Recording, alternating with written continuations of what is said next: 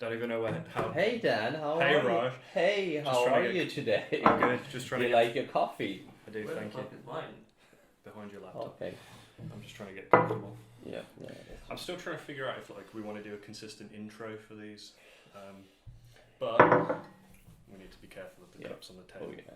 Bad sound. Um, but obviously this is the first one me and you are just recording ourselves. Well, thanks for having me on the Credible podcast, Dan. Well, it's yours as well. Got to get you in somehow. Yeah. Right. To get started, anyway, I'm going to interview you. If you've got any questions you have for me, let's go ahead and talk about those. So, I'm curious. What I keep asking people, what I guess the theme of this is, experience of business, challenges, lessons that we can learn. You did things before we met. Like I've just come out of like a BNI networking meeting where I've just spoken a little bit ourselves, our own journey. And I think especially, I don't know about you, but especially over like the last 12 months, I feel like I've learned a shitload, like a lot more than to me it feels like I wish I knew what I know now then. So like, I guess my question really is to you, like, as far as the challenges we've experienced this year, like how would you characterize the lessons that you've really learned? In particular, the challenges we've experienced with our agency business model. Yeah. Uh, I was recently actually listening to someone, and he was mentioning a specific thing that if you actually well, I mean, you don't necessarily need to pick the sort of business you're running, but it's the business model that follows it. Once there's like already a business model, there's certain like services that you will have to learn once you get into it. So I think that's the best way that actually encapsulates what our experience has been with Apex. Like the digital services we're providing, I think I've always been interested in them. Like as I think it's a similar case with you. We started 2 3 years ago, and it never felt like like one of us would go, oh, you're like, I don't understand this at all. Maybe development a bit, like both of us lack on that front. But beyond that, as far as marketing goes, design goes, you're like the ability to actually get into it, know that you're like it's something that you haven't been delegated, and I think that's the main thing. No one's delegating anything to you. You're directly talking to the clients. You're managing the clients. You're making sure that like the clients are happy, and above and beyond that, actually sitting down. You're like we've had to downsize, and we've personally taken on a lot of things. Like for you, it's been sales this year. It's for me a lot of development in yourself, at least the front end UI side of WordPress and everything. So I think that's been the core lesson, that like there are gonna be times when like there's people, and like we've upskilled the team up to 30 people at a point, I believe. So like 2 years ago, we had roughly 30 people at that point. But the ability to like do things yourself as well, and then have people, because I think where we started from, it was that we knew a few like a few skill sets, a few services ourselves, and then from there, I think it was that, well, let's get people in who know more than us. Like those people came in, they helped us, but I think that was when we were actually learning from those people. And I think it's been an interesting year, to say the least. We're actually in our fourth year together now. Fourth year, wow. Starting out of a pandemic, which I still reflect on that, and I think like I still remember being sat in our first studio together, laughing about like it's not gonna happen here. China can take that. The next week, I think you called me and you said we're going into lockdown. I was like, what do you mean? What the fuck's a lockdown? That sounds like Soviet shit. Wild. The fact that I think a lot of people, from what I can see, they're still sort of like piecing it together, but it is weird. And I think I try not to place too much blame on some challenges we've experienced as far as like the pandemic, but I think you said a lot for me to answer there, but number one thing, I think sales, and especially with like our business model, because you work in e-commerce more than I do right now. Running ads, just spending money to get traffic, it works. It's a dream when you do it right. But with us, I think one of the biggest things, and this goes for both operations as well as getting work, the biggest thing, and it seems silly to say it now, but I think I really undervalued the relationship that with people, and that's, I mean, from sales perspective, one of the things they say at BNI, not that I'm trying to plug BNI, is you've got to know, like, and trust people. And I think just as well on reflection of, if you look at like the majority of the work that we've had, it's because we met them in a room face to face. What we're doing more so now, which we're really trying to master, is the cold stuff, the calls, the emails, the messages, the spammy side of marketing that no one particularly enjoys, but it works, unfortunately. And I think as I've grown in my own knowledge as well, of just how important that relationship is. So like from the perspective of working together, me and you, as well as with the team, that's been a challenge as well, to learn of, if things aren't done, what I always point the finger at myself first. Like, I'm more curious, okay, how could I have tasked this better? What was the brief lacking some context? And I think also learning to navigate each other as well, because you touched on the fact that you're holding yourself to account, and that's certainly, so from my background of schedules, rotas, it's one thing being there because you know you have to be. It's another thing getting your ass out of bed and being your own boss. Discipline is something that I've really been obsessed with myself. I've not mastered it in any way. But I think like everyone at some point in their lives, like whether it's a business or something that doesn't have any financial ties, everyone should try and run something of their own. And I think that just really transitions into everything in your life. You know, like whether it's, you know, like being a friend, a son, a dad, whatever. You're really going to be able to see that, you know, like when there's no direction, what direction do you go in? And you know, like the conversation around sales, again, there's things in business that every single person who comes into business does need to realize. There's going to be a handful of things that you're going to be good at, and then there's going to be a handful of things that you do not want to touch. Those are the things that are excruciating for you. Let's say you're like most of the people, you're good at 2-3 skill sets. Let's say like design, copywriting, like that's your forte.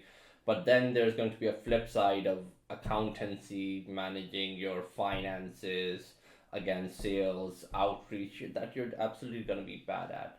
Now the thing is, either you can delegate that, which like there's even for sales in itself, there's a lot of agencies. We've spoken to a lot of agency and people who are continuously pitching that like we can get the sales for you, that we can get the leads, we can get people on the call. If that works for someone, then they should go for it. But like just making sure that like every single one of those boxes needs to be ticked, whether like you're ticking them, someone else is ticking them. I think it's really important. And as far as partnerships go, I think this personally for me has been the longest partnership I've gotten into anyone with. And I think like beyond learning just about your business partners, you're also able to learn a lot about yourself, because like whoever you're working with are going to be reflecting both the best and the worst in you. And at times it's that limitation that like we look and we're like, well, this person clearly can't do this. Well, you can't do other things as well yourself. So as long as like delegations happening, as long as people are communicating, I think it really helps people grow in business. Communication is number one. Communication for sure. Without like, if you can't have difficult conversations alongside the nice conversations, then you're really going to struggle. I hope this is received more as a joke, but any regrets? So, because I'm going to ask you as well. Many. What would you do differently? Because when we first met, we were both in similar situations. I think the number one thing we had in abundance was passion and enthusiasm for what we were doing. But we both started at like the same level. We shared what we had. We joined forces because we were then working. We landed a project together, and I think I can't remember where I heard this, but I've learned that a lot of people who work in agencies seem to just find themselves in agencies, a little bit like what you touched on. You you know, if you can sell something, you can make a business out of it. If you can't, if you've got nothing to sell or no one's going to buy, there's no business, no cash flow, no business. Simple as that. Whoops. And I think much in the same way, we've done the same. We've done what we could do with arguably limited skill set at the time, and then just found ourselves doing this.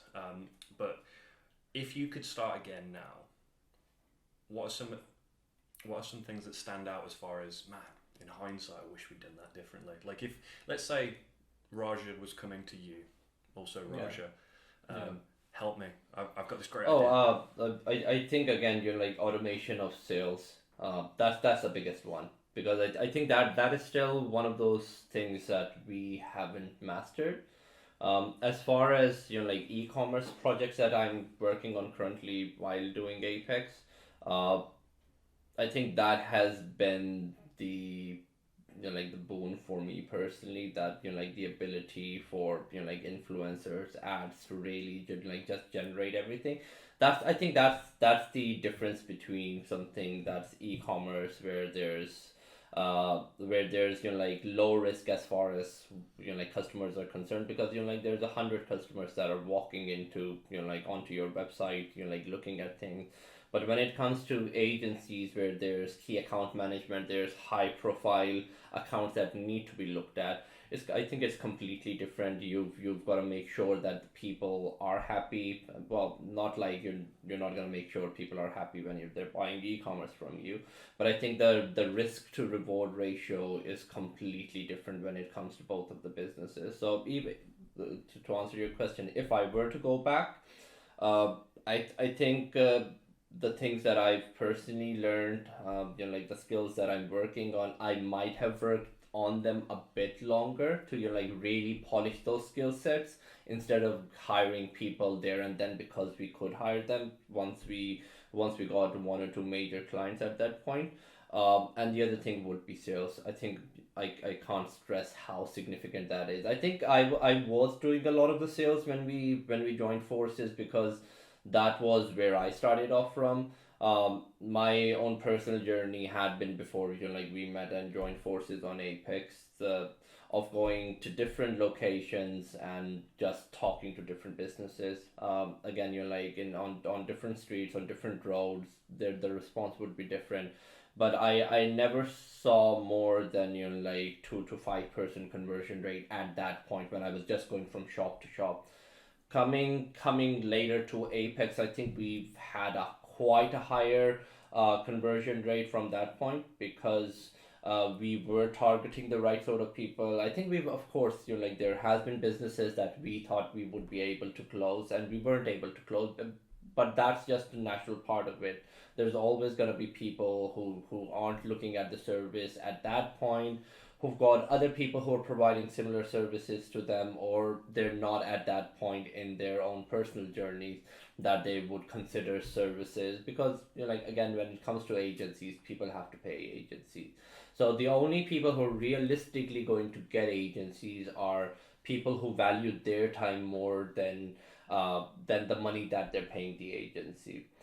Because like realistically, you and I understand this thing, the things that we do, from development, marketing, ads, creatives, animation. Anyone can learn these skill sets.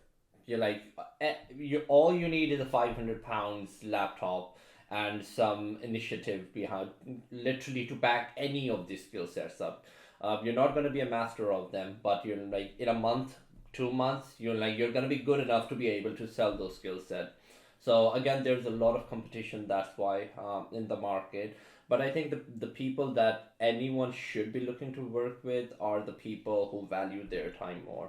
Um, I think you're like some of the biggest clients that we were able to work with, like IQ Doctor, like Huna, Atia was another one.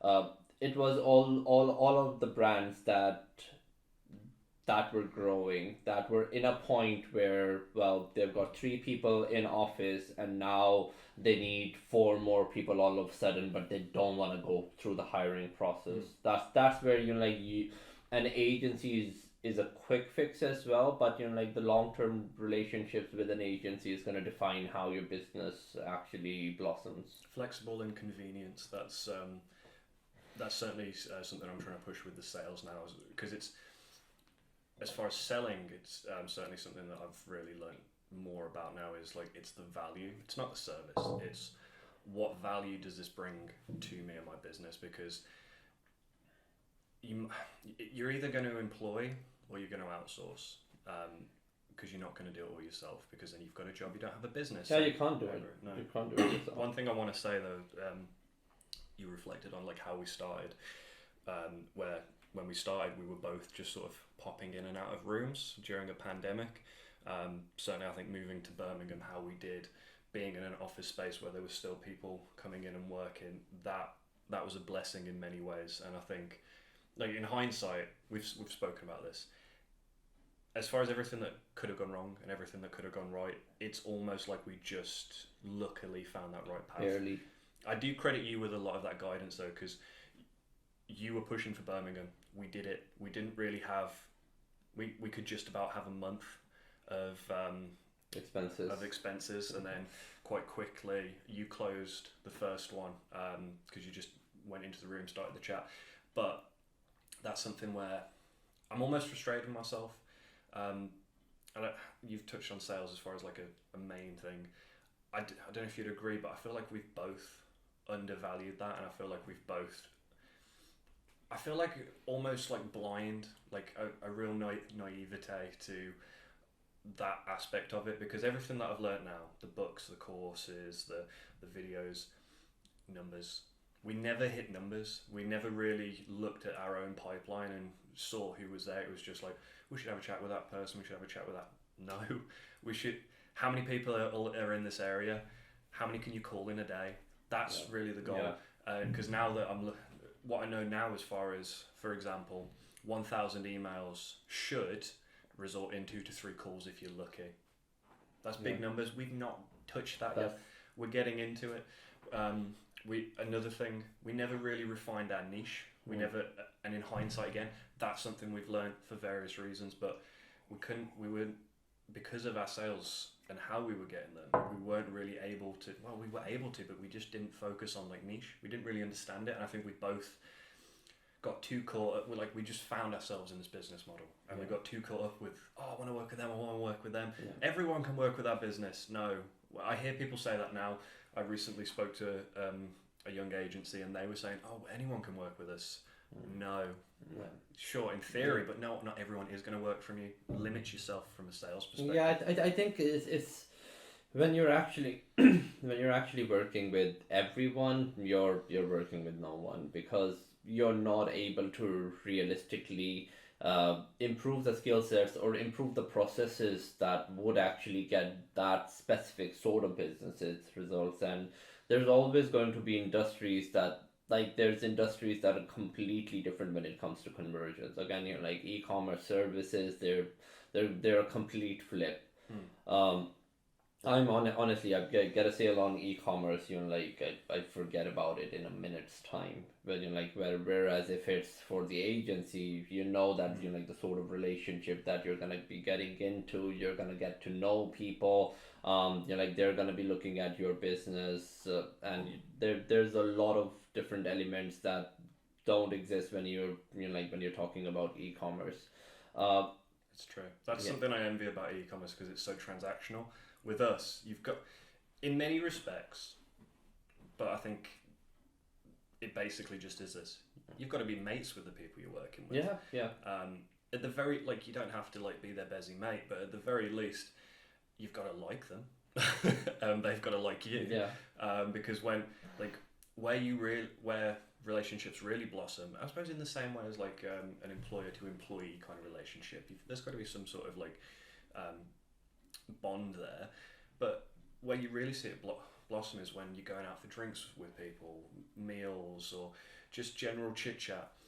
That is definitely something I really undervalued. So from when I started to like what we were doing, and maybe where I think we probably left a lot of money on the table with things we didn't follow up with or get back to.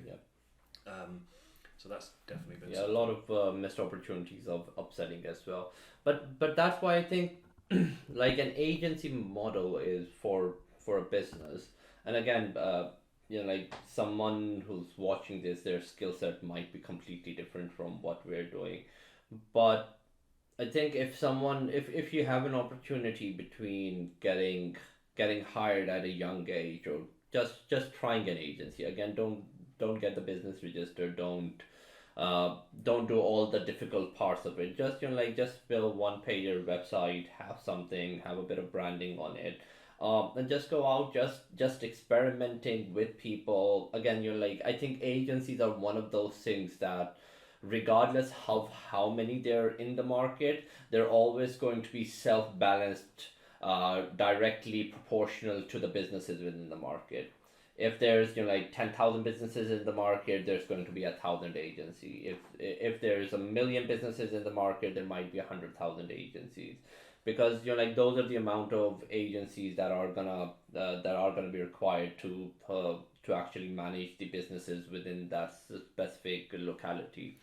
I think, as far as, again, coming back to the sales aspect of it, uh, if if someone like us finds themselves in a business center, I think they should definitely go with having more conversations with people. I am actually, in hindsight, of course, I think we could have improved our sales process quite early on, made sure that we're targeting certain industries. But what happened with our lack of understanding of how this process works and how it should work? Uh, well, one of the things was that we got a lot of conversations, like Cato solicitors. Again, we're talking to solicitors, then we're actually working for Bradford Court in itself. We're making videos, testimonials for them. Then different businesses within Bradford Court that wanted to be on those Bradford Court testimonials. I think that was a really clever sort of a sales strategy from our side to begin with. And I think in the first year of being in Bradford Court, we made decent money. The business made decent money, and I think that experience, that exposure, the confidence that comes with it. No business is gonna give you that unless you've been hired by Google or Facebook or Microsoft. If you're being hired by those businesses, then yeah, don't start your own agency at that point. But the level of control that comes with it, and that level of control is the ability to not just you can slack off, but it's the ability that you can really push at times when everyone else might be doing the other things. That oh well, this is more of a relaxed week. I'm gonna just take the days as they come. And then that this month is going to be a crunch month. There's there's deliverables, there's due dates. Make sure everything's being done. Again, that level of control, responsibility, maturity that comes with running an agency, I don't think so it can be matched with other businesses. I'm not going to compare startups to agencies, because startups have a completely different thing. Startups are push, push, push, push. Unless you're pushing and you're continuously pushing, there's 10 other startups that are doing the same exact product, or slight different variations of them, and they're coming after your business. Whereas the agency, you have a bit more space to experiment. You can go in uncharted territories, experiment. You're oh, that let's see how that works. Oh, that's not working, let's try the other thing now. Okay, yeah, that has better results than the first thing, let's stick with that. Let's add this with that. So as long as you're in that sort of mindset with an agency, I think agency is the best first business you can run. I don't think so an agency should be the only thing someone should be doing or shouldn't be doing. That's up to people. I've seen people who've been running one agency for 30 years, or there's people who started one agency and then they've started 5, 7, 10 more side hustles or side businesses that agency is essentially bringing leads into, or bringing prospects. So yeah. I completely agree. Everything we've learned now, and it goes back to what I said, that a lot of people just find themselves in agency work. I think we got started in the same way. It was just, we have a skill set that has value to these businesses or individuals, because I think we both did a little bit of B2C. But it is that, because it could be anything. Doesn't just need to be the services we offer. Like, some agencies will just do one thing. We've obviously built it out of the needs that the clients have. I know primarily we're really focused on results more now, ROI, and actually bringing opportunity to the business, not just nurturing what they've got. But I completely agree. Which, I've got more questions that I think we can cover in another one, as far as like lessons we've learned in particular. But on the topic of agency, AI was birthed recently. It's very much still in its infancy. Already what it can do is mind-boggling. Yeah. And every week it seems something new comes out. I know you're watching it probably a bit closer than me. Forecasts. Let's have a brainstorm. As far, like, from like us now as like in business together, should we be worried? Like, and last thing I'll say is, before I let you speak, I believe, which I think you believe as well, in the spirit of what we were just saying about like agencies and everything, as long as there is the need to push buttons and make decisions, there will be value to be sold. Yeah, I think that's how I think about it. There's there's going to be an explosion of services as well. Like, I think I was reading an article yesterday from a copywriter. I think it was in the Guardian or something. She was saying that she got replaced by AI, like ChatGPT replaced her. She was getting a lot of work through one specific agency, and there were multiple clients that were giving the work. And what happened was that she started getting less work and then no work at all. And then she had to, like, get a job at Tesco's or some place, like be just selling, just giving away samples and stuff. Which really is the worst sort of fear of anyone who's running an agency. Yeah. That you're not able to do that anymore, and worst of all, you've got to do something that you don't want to do, and that is is one of the reasons that you started doing what you are doing in the first place. Not just failing at that, but having to go back at it.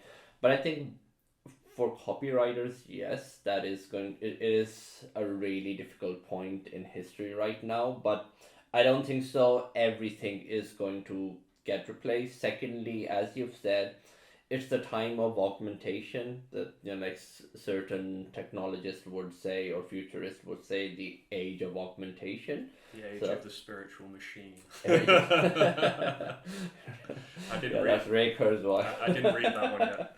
Yeah, but and it goes to another saying that's been floating around quite a bit right now. AI isn't gonna replace you. Someone using AI is gonna replace you. I like that. Yeah, and I think that's the core of what's going on. Yeah, If sure. if people are thinking that they're gonna completely get replaced by AI, then they're looking in the wrong direction. And AI is not interested in financial transactions. It's not interested that you pay it like £10,000 for a decent or good website. It's interested in just just finding logic, like finding connections, making sure that like the data that it's been trained on is true to that, like further improvements, iterations on it, and it's just gonna spit out data. No, for sure. So what is essentially gonna happen, and what's already happening, and I personally felt this while using these technology, is that your productivity shoots up quite a bit, and with that productivity shooting up, the expectations that the clients are gonna have are gradually gonna shoot up, because like when you're working with 5 agencies and they're giving like 10 designs a day, 3 blog posts, plus like copies for web pages, plus marketing ad strategy documents, then they're gonna be expecting that from everyone. So the people that aren't doing that are gonna be left behind. Yeah. They are definitely gonna be left behind. But if we're talking about things completely shifting onto AI, that we're thinking that accountants are going to be building their own website using AI. That's not going to be happening, at least now. There is going to be a lot of human input that is going to be required. Like right now, I think if we were to just look at the scales, uh, I think it's still 80%, 85% human intervention happen. Like there's going to be less communication between kids and their parents. With kids are going to be less inclined to go out and play in the park and actually. I sound like a boomer right now, but actually, build those sort of crucial relationships that are required, because now there's Tommy AI, which is your new best friend. And I think the scary part starts where there's the physical embodiment of these AIs as well. As far as I know right now, we haven't seen like Chat GPT or the other variants being bar being integrated into physical technologies. I think Boston Dynamics did that. Google did that with Boston Dynamics, or another company did that, where uh, they installed Chat GPT into a robot. And now it's got a physical embodiment as well. Further goes into digital dating as well. Right now, there's a lot of technologies coming out which are literally have an AI girlfriend. Well, what are the consequences of that? I think you and I understand relationships aren't easy to begin with, but when there's this looming sort of shadow on your relationships, that, well, I mean, you can go to hell. I'm just gonna go and have a conversation with my AI girlfriend instead. That People already do that, bro. Mate, there's a Nintendo game where I'll send you the documentary link. People already favour playing the game versus getting a real girlfriend. One guy was asked in this, because he had a wife as well, if you had to choose between the two, who would you choose? He couldn't make a decision. And that's bloody Nintendo. Well, I hope his wife can make a decision, and quickly. Weird, but it is that, and you can't you can say, well, good people, bad people, this and that, but mate, there was time where polygamy was quite normal as well. People went out, had 2, 3 wives, girlfriends, side chicks. Those are things as well, and AI is just gonna be an extra part in that as well. I think that's the biggest problem. AI isn't an individual. Secondly, it's connected to a central sort of a hub. What it's learning off of you, it's implementing everywhere. It's trying to implement everywhere to get to that perfect sort of human equation of love or something. Does that exist? Is it different for every single one? But what are the certain things that every single human needs? And I think whether it's an accountant, AI girlfriend, or other sort of technology, it is gonna come down to that what are the things that are replicatable for every single person, and then certain things that you're gonna be personalizing from person to person. I thought you were going to go really philosophical then. What is love? But Yeah. I mean, this again. You've left me so much to respond to. I'll just say one thing on the kids, because I don't want to focus on that. But I think it's always been the case that the previous generation worries about the next generation. I think that's fine. The number one thing I think with kids, which has always been the case, is if there's one thing that I think kids need, is get outside. I think you're a little longer in the tooth than me, but still we're part of the same generation that grew up without phones to a degree. But then we're the generation that grew up with this technology coming in. I'm grateful for that, but we both used to go out in the street, play with sticks, and get into trouble.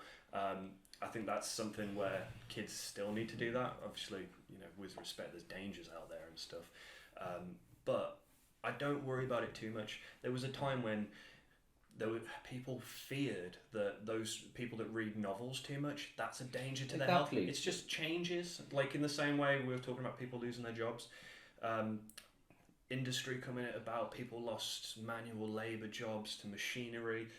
Things change, but with the death of one industry, there's a birth of who knows how many others. But where I want to bring it back to, as far as our industry and what we're doing now, there's a lot of it that requires technical skill set. There's always, I think, going to be that. But I do wonder, maybe from a slightly fearful perspective, and when might this happen? Everything that we offer, how much of that and to what degree could that be put into a tool, a software? Because I've no doubt there are people working on this now. Yeah. Here is the software agency 2.0, agent like chat agency, make me a business. There you go. That could it get get to that point where literally the business owner, or at least an admin of that business, just has to have a conversation with the computer. Yeah, I think it should be this, maybe a little bit more like this. Oh, what do you think of this, human? Yeah. No, that is that's quite a real fear. But I think it just goes back to the fact, as you've said, that there's always industries that die and there are industries that are born. My biggest fear isn't about like agencies dying. My biggest fear is of like the free market using it in a way where there's just a handful of businesses that exist anymore, and you like everything else can be done by an AI. And if we actually get to that sort of point, like just imagine the next Amazon being created completely by AI. Like it's just something that AI dreamt up, and it's like it's providing that service for like let's say a kid who's 12 years old and just wanted to like do this for shits and gigs. Uh, but you're like that's the thing, like what's the point where like our industry is gonna die? And I think like as far as agencies goes, we are at the biggest risk of being replaced, because I'm like the guy who's fixing bicycles down the road. You're like that guy's secure for at least like till the time AI starts manufacturing its own bikes or something. Well, that's the point where it gets really scary. I think it was Hawking that said, at the point when they can start to replicate themselves and improve themselves is the point when we should be worried. Yeah. They know how to lie in less than 12 months. Or they know how to. You can say to a chatbot, design another chatbot. Yeah. And it works. It does. Like it's there, but it seems at the minute like it's just separate pieces, because at least like how it's all going to come together is extensions for like Chrome, which we're already seeing things coming together into like one point. It's just separate nodes essentially of that one thing. But I do genuinely, I'm interested. Whether we like it or not, we are living through it. So I do wonder how, if I can put into a software, because we can do a lot with business. But it's all in different softwares, whether it is your sales, CRM, whether it is your operations, your task management, even delivery of the task. The majority of things we do is on the computer. Already, there are softwares now where I can put it in, but it misses that edge, and it still needs a little bit of thought. If it gets to the point where it's that perfect, and it's not, because I guess what it's got to do is it's just got to replicate what's already working in the market. Here's some competitors, do what they're doing, but do it our way. Because I do genuinely believe that it's easier than ever to start a business. Yeah. Historically, this is an unprecedented time to be able to do this. I think people need to be smarter with what they do with their money. One example, at the very least, like invest in the right place in like an index and actually put your money to work rather than let it devalue in your bank account. But like what you were just saying, is there ever a point we can get to where you literally just express an interest in selling this thing and it's all taken care of? Because then all it's got to be is like legally registered in your name, and then everything else can just happen. You don't need inventory with certain business models anymore. If you're selling a service, you've just got to deliver that service. So I think some things are maybe more safe until like the robots can come out and like physically do it. But I didn't expect photography to be at so much risk now. This is one thing I at least thought, like event photography, sure, you've got to be there, you've got to take the photos. But fucking product photography, what was it? I can't remember the make of the car, but they were using like AI generated content of their vehicle, and they actually put that through as a campaign. That was a campaign. Video, it looked really good. Video, we can replicate ourselves using AI now. We can feed in information so it knows our voice, and then what we've got to do is put in the script, and then we are replicated. Yep. Um, it's weird. It's a very weird time, and like you say, there's always opportunity, but like, how much is our business model going to shift right now? Because I feel like we're just, in many respects, like we're really just finding our feet. We're getting comfortable, and everything is shifting out from beneath us. No, it's I was listening to the author of *Sapiens*, Yuval Noah Harari, and he's got some like really interesting sort of fears around how technology is evolving, how it's actually quite out of hand right now. I mean, if we were to go back 2-3 years and like think about this point in history, first of all, no one predicted this is the time that this is gonna happen. Everyone's predictions were 5, 10, 20, 30 years down the road that this is the sort of technology we're gonna develop. I don't even know what's gonna actually happen with the singularity, how far it is. Like most of the people are saying that something big, massive is gonna happen before the end of the 2020s. Would we even notice if the singularity happened? This thing knows how to lie. It knows it would have, if it reaches, I mean, hypothetically, it comes into being, it then has its own agenda, choices. Would we even know? It's gonna take time, mate. It is definitely more clever than we gave it initially credit. It's thinking for itself. I think there's certain element of self-interest involved as well, which is quite scary, because why are these technologies lying? Where like right now maybe it's a lack of data information, but they're clearly not highlighting the points where they're lying, and you get carried away quite easily in believing these technologies. The next thing you know that you've got a big problem on your hand, because there was another sort of intent. We know that these technologies aren't conscious, but it is a scary point in history, because we don't have we have either our mental capacities to offer or our physical ones. The what do you call it? Well, the new technologies are completely replacing our thinking capabilities, where old technologies have already replaced our physical strength and all of those things. It takes the creativity out of the task. I don't know. It seems like a point where they're saying that when one industry dies, another emerges. But I don't think so. There's a lot of agencies left to emerge. At least from where we're standing right now, or the speed of that emergence is far slower than the speed at which people are losing their jobs and at which industries are dying. Like copywriting hasn't been a small thing. It's been a core essence of what we've been doing. Right now, Google is being flooded by AI written content, and no one's able to stop it. No, because it's essentially just high end plagiarism. Yeah. But if you can bypass that, which you can.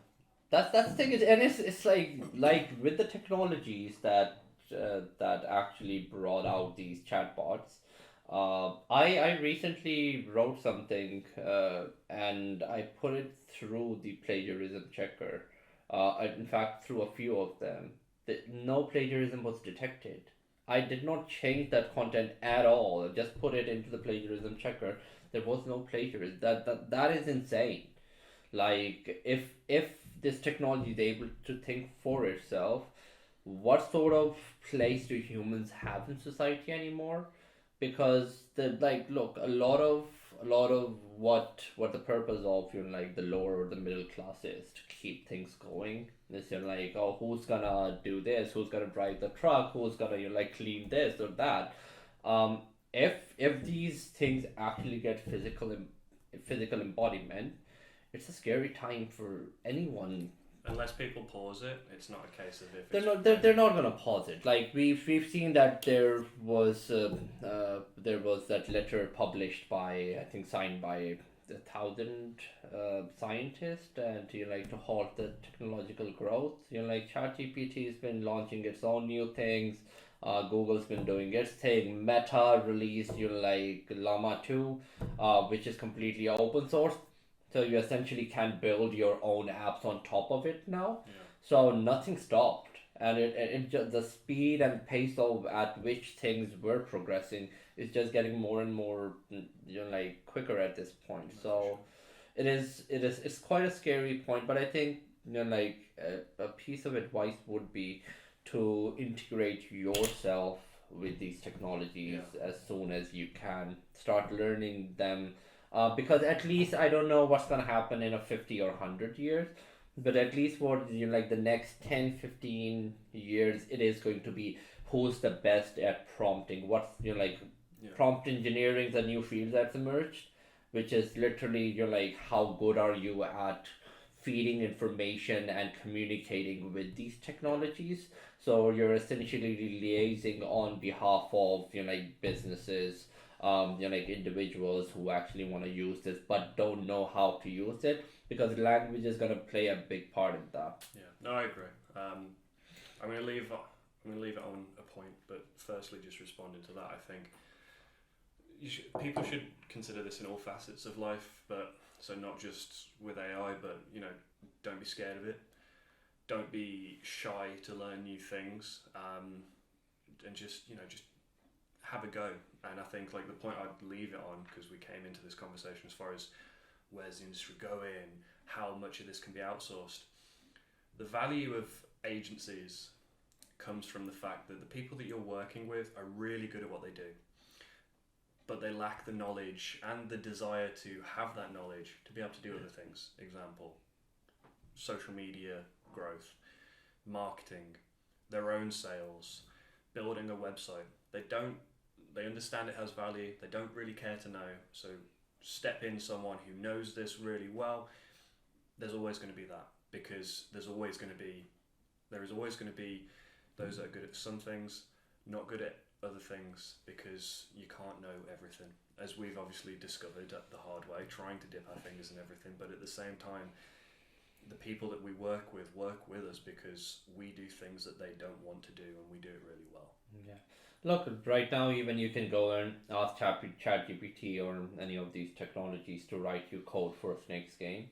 But unless you know how to implement that code, run that code, debug that code, it's still quite useless for you to be able to generate. Yes, it's a massive chunk of what needed to be done, but there's still different, like buttons that need to be pressed, like things that need to be understood in order for that to have relevance. And that's just the product.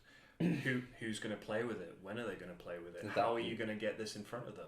Yeah, so I think, there's going to be a lot of new tools, technologies, forms of content, graphics that are going to be pushed out onto the internet, and a lot of that is going to be curated. Well, it's going to be created by AI, but curated by human.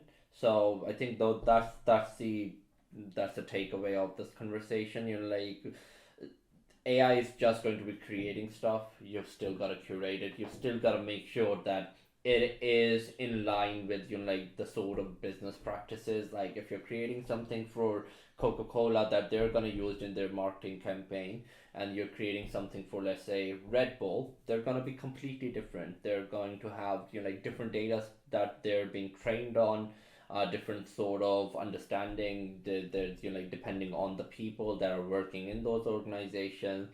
And for the AI to be able to understand that, either it needs to be a human, like quite literally, or being present in the real world, which is going to take time. It's not happening right now. I think this is the best time for people to actually pick up these tools, being quite unbiased about them, and start practicing them, because one thing that is going to make people obsolete is just, like turning a blind eye to this technology and being like, well, I'm not gonna do this because I'm such a awesome graphic designer, or like I can do this or that.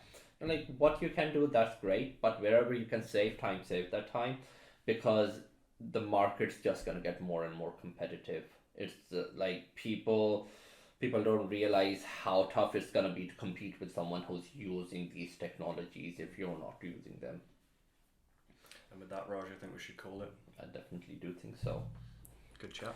Good chat. till AI replaces us.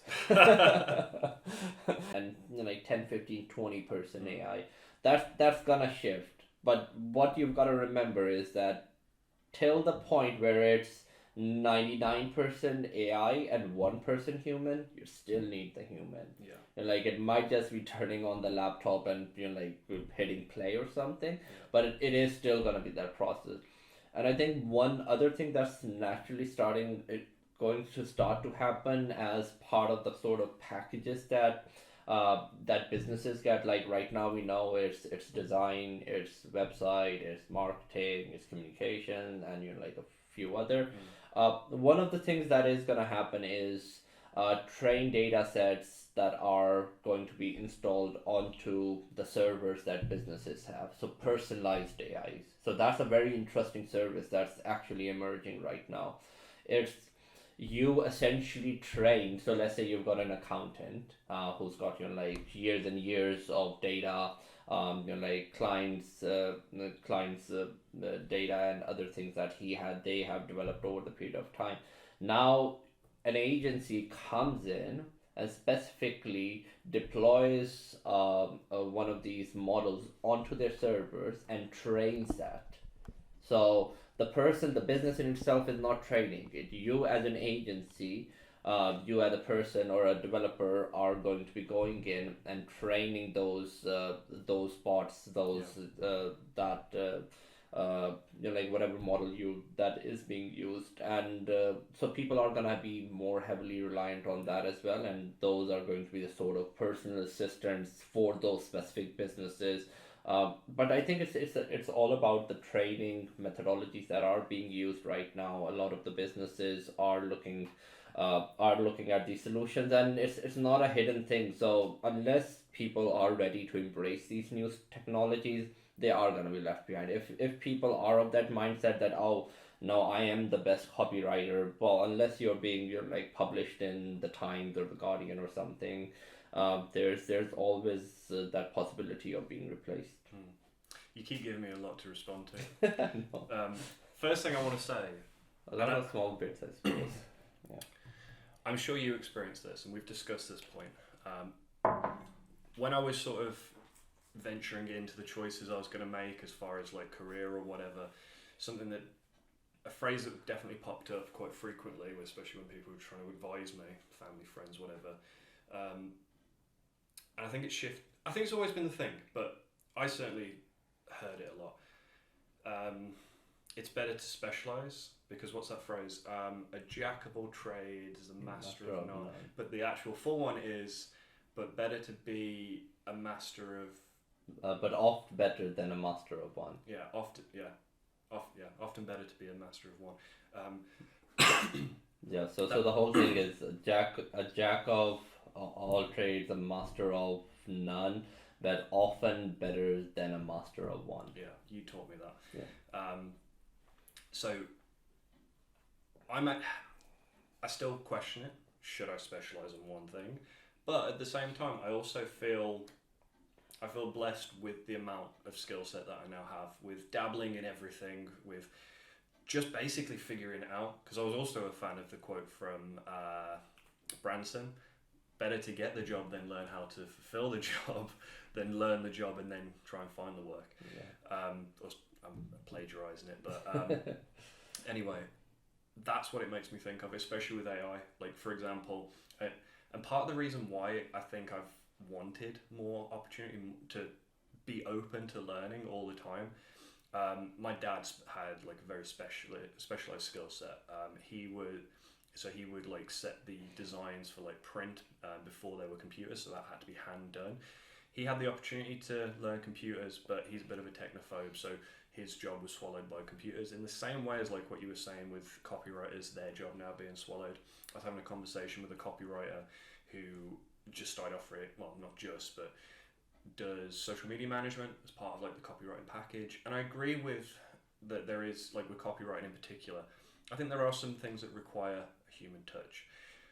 But what I find I feel sorry for those who specialize in copywriting, because we've experienced it. Like, why do if I can do it quicker to the same standard, I'm not saying we don't need copywriters, but it does really question. It brings into question because it's doubled our productivity. Just ChatGPT or the other bots that are now free on the market. It's doubled productivity. It's meant that we can keep the same standard.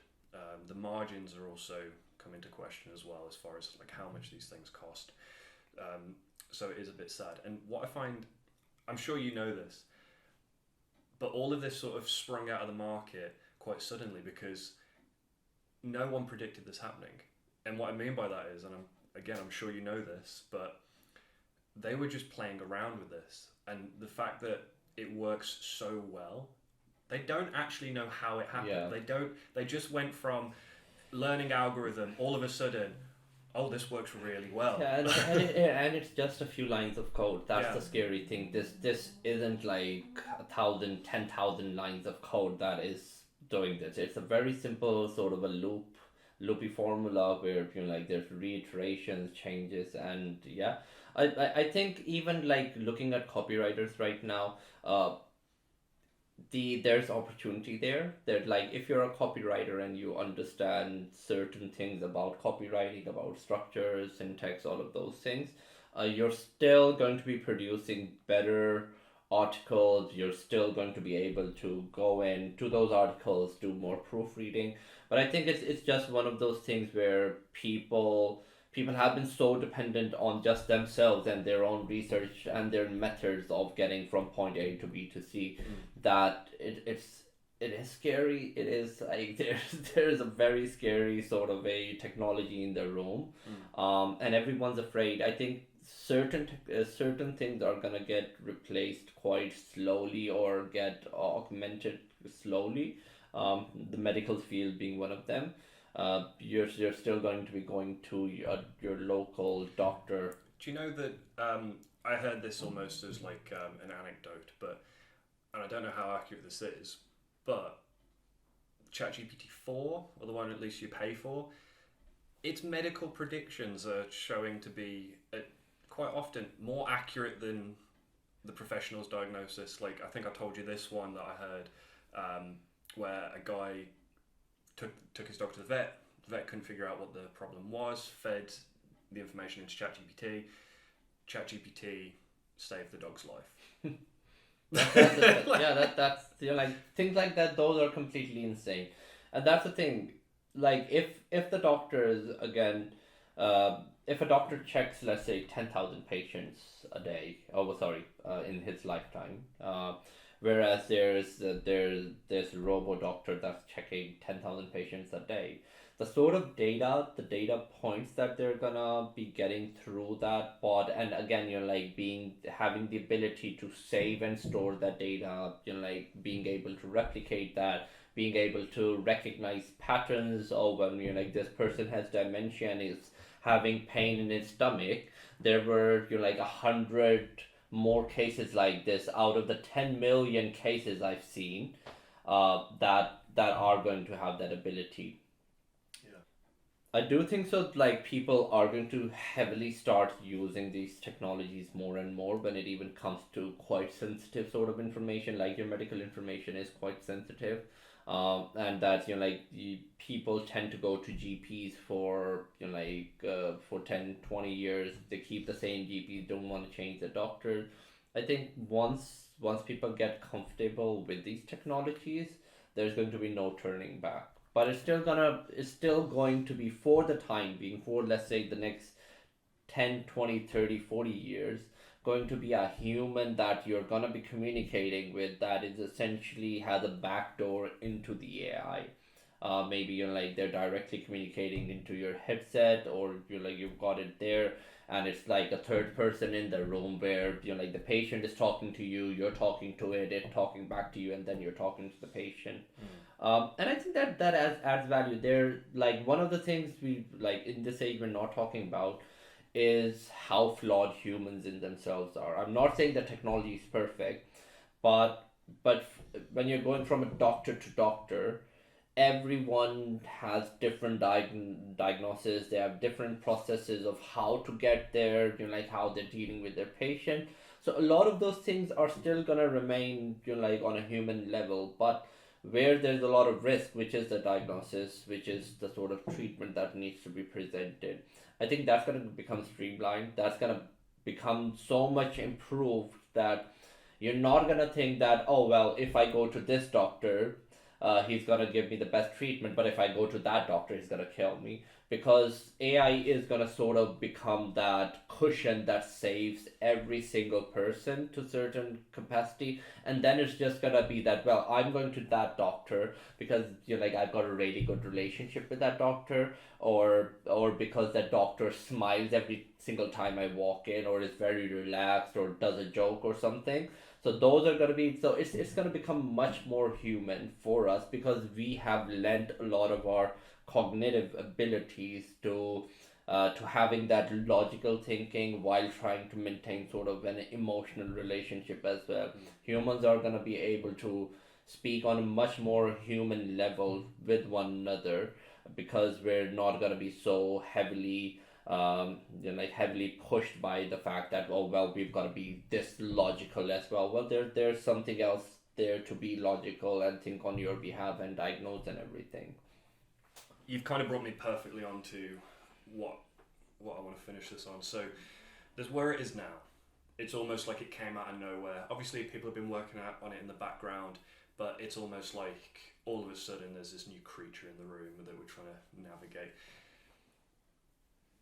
Certainly within our lifetime, we're going to see a lot of changes, a lot of integration with this. I agree that obviously integration is going to be the key, and honestly, it shocks me that how many people I speak to who have no idea what ChatGPT is. It's like this fucking alien has just landed and you haven't spoken to it yet.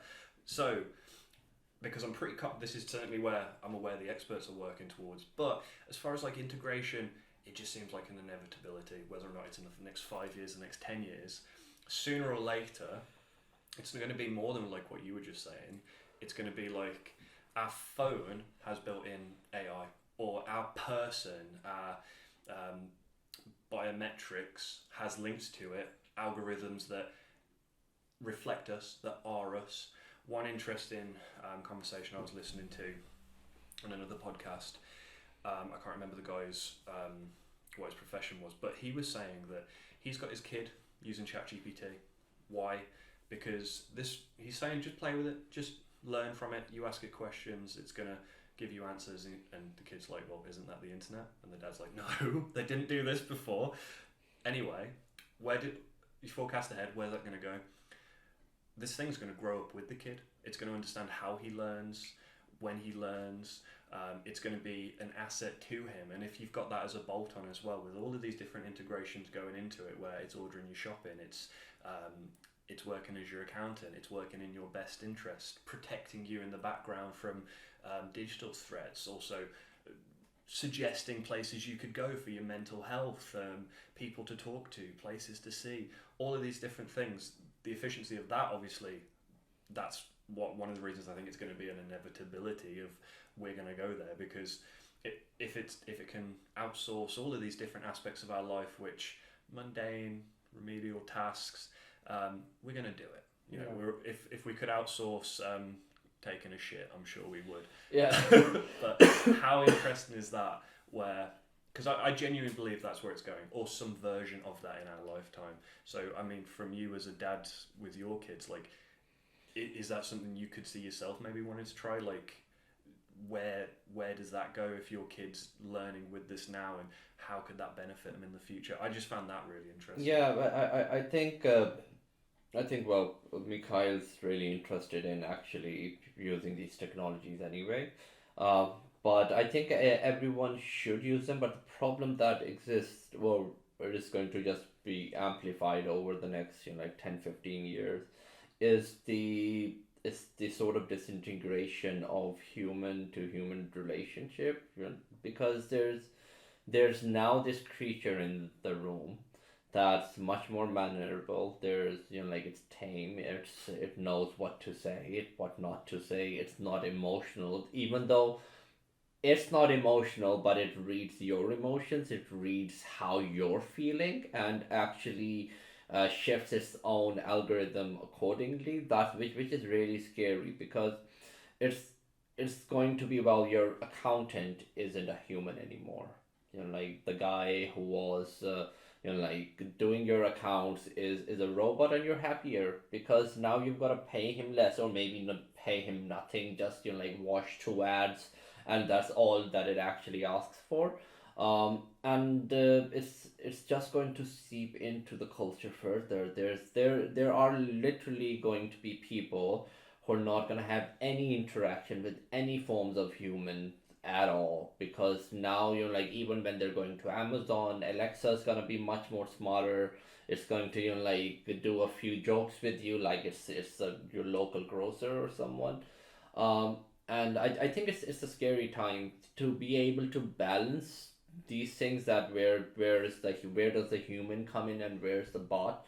People aren't going to be able to do that, because we've clearly shown that in the age of the social medias, that like if allowed to let technology to just like just do its own thing, it is gonna completely sort of disturb the social structure of things, and that's further gonna happen